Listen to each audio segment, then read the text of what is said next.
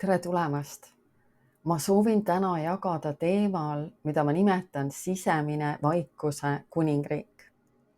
Ja see on paik, kuhu sisenedes tuleb meile pääste igas olukorras. Ei ole üldse oluline, milline on kellegi olukord. Sisemine vaikuse kuningriik on paik, kus me saame vastused, lahendused, juhtnöörid, kõik, mida me vajame. Ja laul 46 ja 10 piibli laiendatud tõlkest ütleb, lase lahti ja ole tasa ning tea, tunne ära ja mõista, et mina olen Jumal. Nendes sõnades on tohutu sügavus. Võta aega, et mõtiskleda nende üle. Ma olen aastate jooksul võtnud aeg-ajalt ikka välja Henry Thomas Hamblini rohkem kui 100 vanuse teksti sisemise vaikuse riigi teemal. Hamblin oli mees, kes elas seestpoolt väljapoole ning ta lasi Jumalal tema südame kaudu mõjutada kõike teda ümbritsevat, lubamata ümbritseval tungida tema enda südamesse ning seda haavata. Hamblin oskas kuulata looja häält. Ta selgitab niivõrd hästi ära selle, kui oluline on õppida vaigistama oma mõtted. Sellest ajast peale, mis on nüüdseks juba üle 10 aasta tagasi, kui hakkasin tõsisemalt praktiseerima vaikset Jumala ees ootamist, märkasin juba lühikese ajaga, et mu hing täitus sisemise jõu ja kindlusega vastavuses sellega, mida enam ma panin Jumala ette maha kõik hirmu ja muremõtted, mis hakkasid esile kerkima vaikust praktiseerida püüdes. Vaikseks jäämises ja Jumala tundmises on tohutu vägi. Ja laul 33, salm 22 piibli laiendatud tõlkest ütleb, olgu sinu halastus ja heldus, o Isand, meie peal proportsionaalselt meie ootamise ja lootmisega sinu peale. Samas ei tähenda vaikseks jäämine seda, nagu teatud meditatsioonid õpetavad, et me tühjandame kõik oma mõtted nii, et me pea ongi tühi. Ei, Jumala ootamine vaikuses tähendab seda, et ma laen kõigepealt Jumala ette maha kõik koormad, kõik mõtted, mis hakkavad üles kerkima siis, kui ma üritan olla vait Jumala ees. Ma laen need kõigepealt maha, jagan neid mõtteid Jumalaga ja seejärel panen oma mõtted sellele tõotusele, mille Jumal mulle praeguse aja jaoks on andnud. Jumal annab meile iga erineva ajajärgu jaoks erinevad tõotused, mida mediteerida ning millel lubada end juhtida. Kui sa ei ole Jumalalt varem küsinud sõna praeguse eluperioodi jaoks, siis tee seda. Ta annab sulle selle vajaliku sõna. See on eluliselt oluline, sest vastasel korral me laseme elulainetele ennast lihtsalt pillutada. Jumal alati valmistab meid ette selle jaoks, mis on tulemas. Või õigemini üritab ta meid ette valmistada, sest kui me ei võta seda vaikset ootamise aega, siis ei saa me seda õiget sõna praeguse aja jaoks ning seega me ei mõista, mis toimub ja kus Jumal on. Kui meil pole sõna, mille külge oma südant keerulises olukorras ankurdada, siis võime sattuda masendusse ja isegi paanikasse. Ära ürita ise Jumala sõnast enda jaoks valida seda salmi, mis sulle meeldib, mille peal seista, vaid luba, et püha vaim annab sulle selle õige kirjakoha. Ja ma tahangi lugeda mõned katkendid Henry Thomas Hamblini raamatust Nii nagu inimene mõtleb. See on tõlgitud inglise keeles, seda eesti keeles ei ole. Ja Henry Thomas Hamblin ütleb, on olemas sisemine vaikuse kuningriik, millesse võime siseneda, kui oleme vaimselt piisavalt arenenud. See, kes kirjutas või dikteeris laulu 91, teadis sellest kõike, kuid see sisemine salajane vaikuse paik ei ole ainult turvalisuse paik. See on ka koht, kuhu sisenedes suudame mõjutada asjade käiku viisil, mida võib õigusega nimetada imestusväärseks. Imestusväärse all mõistame seda, et see ületab füüsilise ja loomuliku seaduse. Selleks, et kasutada seda tundmatut seadust või väge, peame kõigepealt lõpetama kõik pingutuse, eelkõige mentaalse pingutuse. Kui oleme ümbritsetud kõikvõimalike raskuste, hädade, probleemide ja segaduse poolt, siis lõpetades oma lootusetud, väsitavad, koormavad püüdlused ning istudes maha vaikusesse, olles tasa, mõeldes ainult Jumalale ning tundes ainult Jumalat, lastes kõigel muul minna, täielikult ja lõplikult, tuleb meie hinge tüünus, tasadus ning meie mõtetesse hoovab rahu, mis ületab kõik mõistmise. Ainus, mida meil tuleb teha, on lihtsalt muutuda üsna vaikseks ning tunda Jumalat. Me ei pea tegema mitte midagi muud. Kui muutume nii täielikult vaikseks, häälestuvad meie mõtted igavikulise mõtetega ning seejärel ei ole mitte millelgi muul enam tähtsust. Ei ole üldse oluline, kui keerulised on meie probleemid või kui palju või kui rasked on meie ülesanded. Kui saavutame endas selle vaikuse, siis saab kogu meie elu ning töö täiuslikult korraldatud.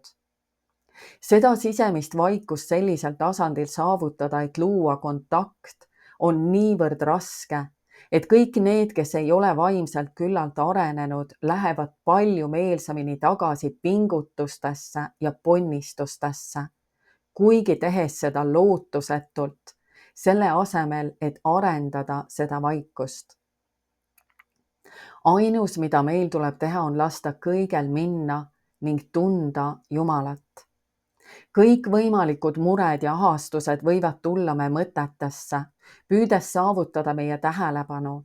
Kõikvõimalikud hirmud võivad meid rünnata, kuid meil tuleb need kõik kõrvale lükata ning lasta kõigel muul oma mõtetest kaduda, kuni oleme lõpuks täiuslikult tasa ja vaiksed jumalikus kohalolus. Kui oleme lõpuks võimelised selliselt puhkama ning olema täiesti vaiksed ja tasa ning eemal kõigest muust, siis saavad juhtuda imed ning näiliselt võimatu saab võimalikuks. Sisemine jumaliku kohalolu vaikus ei ole stagnatsioon, vaid vastupidi vaikus, kus toimub tohutu edasiliikumine. Võtame näiteks ratta. Kui ratas liigub ülisuure kiirusega, siis paistab, nagu ta oleks täiesti paigal. See sisemise vaikuse teema tõusis uuesti jõuliselt esile selle aasta suve lõpus. Jumal tõstis uuesti selle esile ja ta õpetab mulle täiesti uut sellest. Minu pealmine meditatsioon on olnud Jesaja 30:15, mis piibli laiendatud tõlkest ütleb, sest nõnda ütleb Isand Jumal, Iisraeli püha, minu juurde tagasi pöördudes ja minus puhates on sinu pääste. Vaikuses ja usaldavas kindluses on sinu tugevus. Sest nõnda ütleb Isand Jumal, Iisraeli püha, minu juurde tagasi pöördudes ja minus puhates sind päästetakse. Vaikuses ja usaldavas kindluses on sinu tugevus. Edasi ütleb Jesaja 30:15b-17, aga sa ei taha ja sa ütlesid ei, me kiirendame omaenda teed mööda hobustel, seetõttu kihutate vaenlaste eest põgenedes. Sa ütlesid, me sõidame kiiretel ratsudel, tehes omaenda tahet. Seepärast on need, kes teid taga ajavad, kiired, nii kiired, et 1000 teist põgeneb ühe ähvardusel. 5 ähvardusel põgenete, kuni teist jääb jääk, mis on otse kui majakas või lipumast mäetipul või lipp künkal. Väga tõsised kirjakohad. Jumal kutsub meid vaikusesse. teda otsima. Kuid vaikus on raske, sest vaikuses hakkab meie seest välja voolama kõik see, mida me pideva tegevusega summutada üritame. Vaikuses hakkavad esile kerkima haavad ja valud, hirmud ja mured, viha või kurbus ja nii edasi. Ja see hirmutab meid. Tegevus on tunduvalt lihtsam kui vaikuses Jumala ootamine. Kuid kui me ei kuula ja ei võta seda vaikset aega Jumala ees, siis juhtub meiega täpselt sama, mis vana aja juutidega. Nad pidid põgenema oma vaenlaste eest. Vaikuses Jumala ootamine ei tähenda seda, et me üritame tühjendada oma mõtted täielikult, vaid just seda, et me võtame oma mõtted teadlikult ära kõigelt muult ja paneme oma mõtted Jumalale.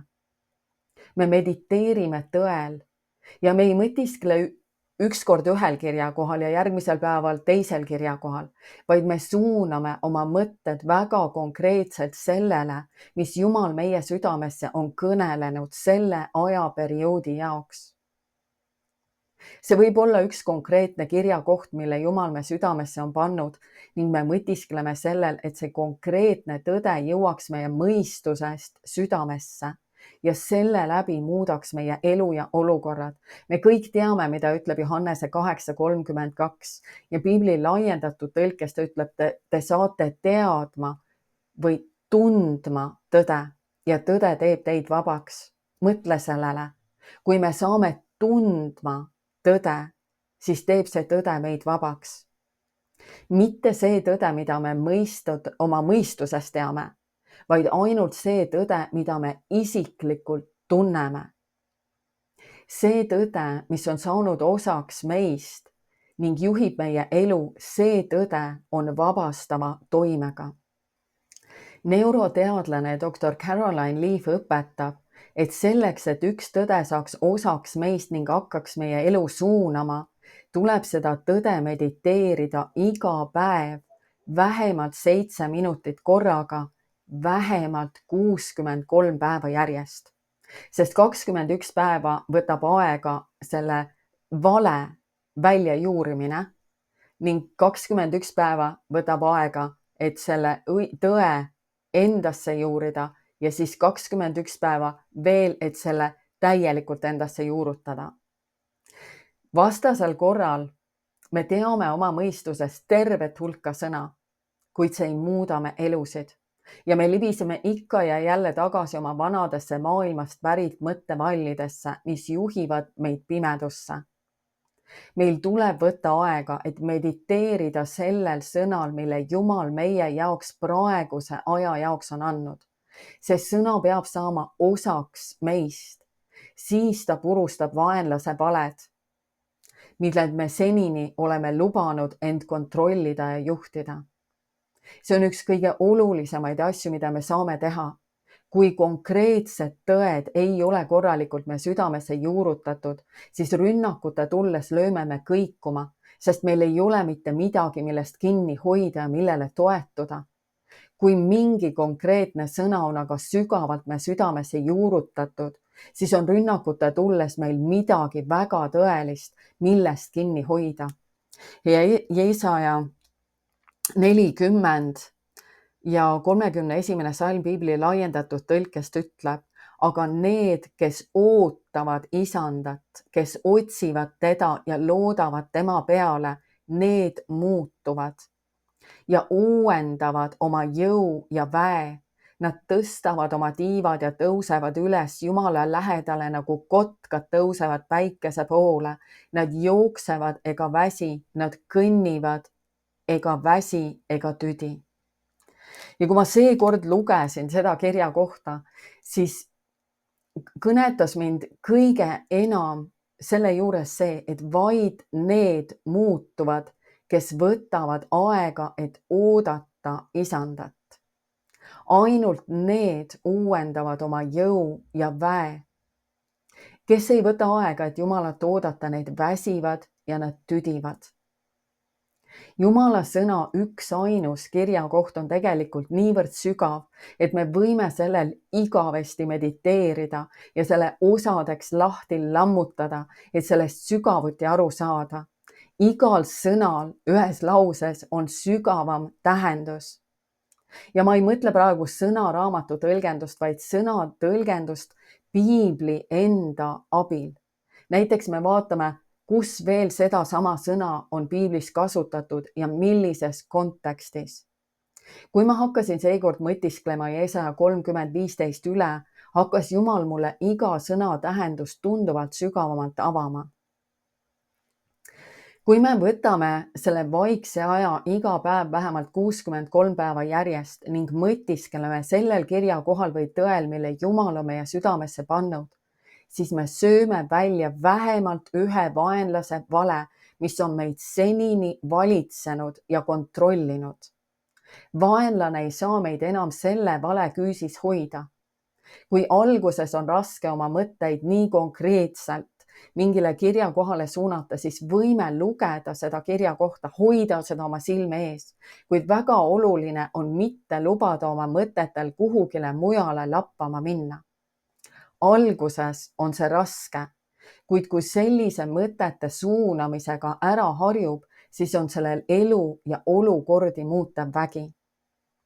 Me mõtted on need, mis määravad, kelle territooriumil me viibime.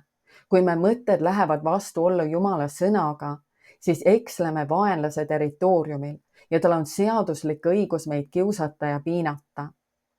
Kuid kui meie mõtted on kooskõlas Jumala sõnaga, siis püsime turvaliselt Jumala territooriumil ning ükskõik, mis me ümber ka ei toimu, me seisame kindlana oma Jumalas. Hirm, mure, paanika, ahastus, masendus ja nii edasi näitavad kindlalt, et me oleme vaenlase territooriumil ja vahel ollakse seal ka vangistuses selliselt, et on vaja teiste abi selleks, et sealt välja pääseda. Sellepärast on Jumala sõna mediteerimise nii oluline koht me eludes, sest sellest võib sõltuda elu või surm. Jumal andis noorele juhile Joosuale, kes pidi mässumeelse Jumala rahva tõotatud maale juhtima. Ta andis Joosuale väga konkreetsed instruktsioonid selleks, et ta oleks võimeline selle raske ülesandega hakkama saama. Ja me teame, mida Jumal ütles Joosuale, Joosua 1:8. Ta ütles, see seaduse raamat ei lahku sinu suust, vaid sa mediteerid sellel nii päeval kui ööl. Selleks, et sa peaksid kõike, mis sinna on kirjutatud ning teeksid selle järgi, sest siis teed sa oma teekonna jõukaks ja sa käitud targalt ning sul on tõeline edu. Me näeme siin, et Jumal paneb vastutuse Joosua peale. Meie teekonna edu sõltub meist ja mitte Jumalast. Jumal pani vastutuse meie peale. Ta andis meile väga konkreetsed juhtnöörid, kuidas edu saavutada. Mediteeri minu sõnal nii päeval kui ööl, et vaenlase mõtted ei saaks vallutada sinu mõttemaailma. Meditatsioon muutub eriti oluliseks pimedatel aegadel. Ma loengi mõned kirjakohad ja ma alustan laulust 63, salmid 6-7, mis ütleb: kui ma mäletan sind oma voodil ja öövalve ajal mediteerin ma sinul, sest sina oled olnud mu abi ja sinu tiibade varjus ma rõõmutsen. Laul 77:6. Ma tuletan öösel meelde oma laulu, ma mediteerin oma südamega ja mu vaim otsib hoolikalt. Laul 119, 148. Mu silmad näevad ette öiseid vahikordasid ja ma olen ärkvel enne vahimehe hüüet, et ma võiksin mediteerida sinu sõnal. Kui me ei muuda igapäevast Jumala ees vaikuses ootamist ning sõna mediteerimist harjumuseks, siis langeme tahes-tahtmata tagasi oma vanadesse mõttemallidesse. Ja Jesaja 33 ja salm 18 ütleb, mis siis juhtub? Mu mõistus mediteerib kabuhirmul. Ma loen uuesti Jeesaja 30:15. Sest nõnda ütleb Isand Jumal, Iisraeli püha, minu juurde tagasi pöördudes ja minus puhates sind päästetakse. Vaikuses ja usaldavas kindluses on sinu tugevus.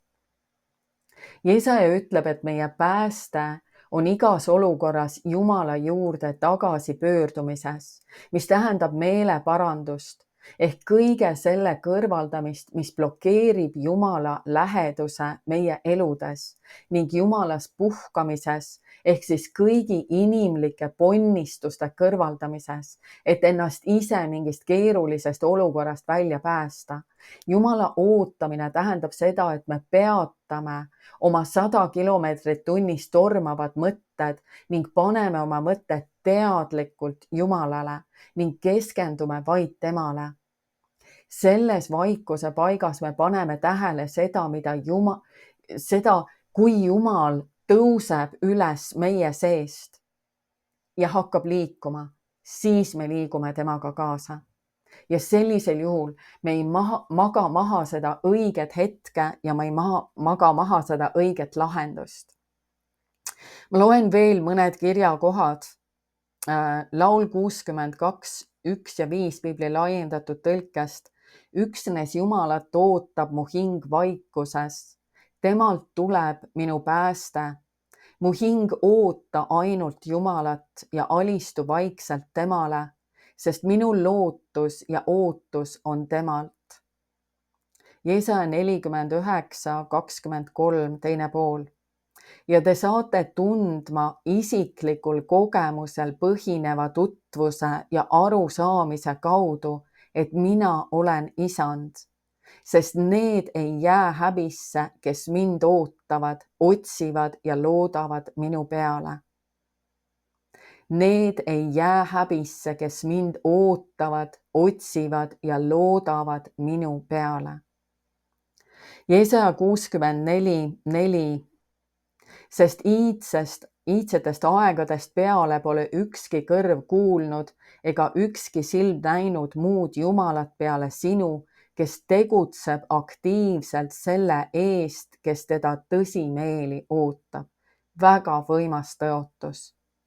Sest iidsetest aegadest peale pole ükski kõrv kuulnud ega ükski silm näinud muud Jumalat peale sinu, kes tegutseb aktiivselt selle eest, kes teda tõsimeeli ootab.